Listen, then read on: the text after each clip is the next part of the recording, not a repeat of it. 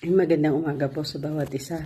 Mag-share lang po ako ng short message from the book of Matthew 11:28. Sabi po rito, lumapit kayo sa akin kayo lahat na napapagal at nabibigatan sa inyong pasanin at kayo'y aking pagpapahingahin. At sabi rin po sa 1 Peter 5:7, cast all your worries to God and He cares about you. Na kung saan makikita po natin dito na it's all about the care and love of God for us.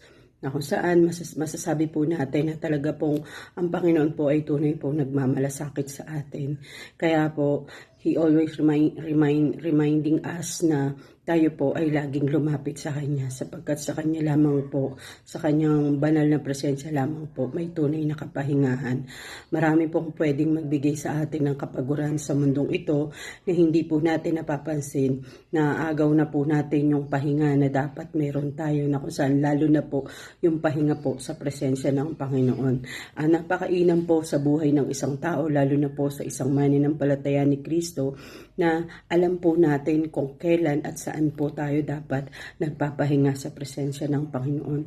Sa dami po ng pagod, sa dami po ng ating nararanasan sa mundong ito, mauubos po talaga yung lakas natin pag wala po tayong enough rest, lalo na po sa ating mga espiritual na buhay. Ang dami pong umaagaw ng ating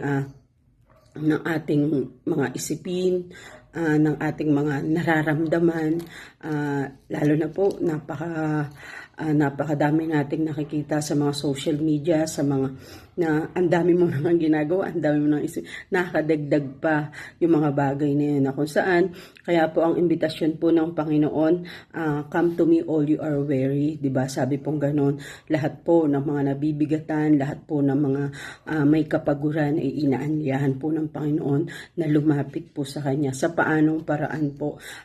Lagi po tayong humanap ng tamang oras or yung quality time natin na ibibigay po natin sa Panginoon through prayer and through reading of His Word, na kung saan ang salita po ng Panginoon ang siyang pwede po talagang magpalakas sa atin, mag-sustain sa atin, at higit sa lahat mag-renew ng mga lakas na kailangan natin. Sa dami po ng ating ginagawa sa araw-araw, wala pong ibang pwedeng magbigay ng enough rest o yung perfect rest po talaga, kundi sa presensya lamang po ng Panginoon. Kaya po, di ba sabi, cast all your burdens to God and for He cares about us, na kung saan talaga po ang Panginoon po ay nagmamalasakit sa atin. At higit sa lahat, sabi rin po doon, stay alert and watch for your great enemy, the devil. He prowls around like a roaring lion looking for someone to devour. Na kung saan makikita po natin doon na talagang yung kaabalahan, yung sa dami ng ginagawa natin, hindi po natin napapansin. Isa po yan sa mga ginagamit ng kaaway para po tayo po ay masila at mawala po yung ating yung ating kapayapaan sa mga bagay-bagay. Pag wala pong kapayapaan, nakakaramdam po tayo ng pagod. Amen po. Kaya po, ang sabi ng Panginoon, anuman yung mga bagay na ating inaalala, anuman yung mga bagay na mga nararanasan nating kabigatan, ibigay po natin lahat sa Panginoon.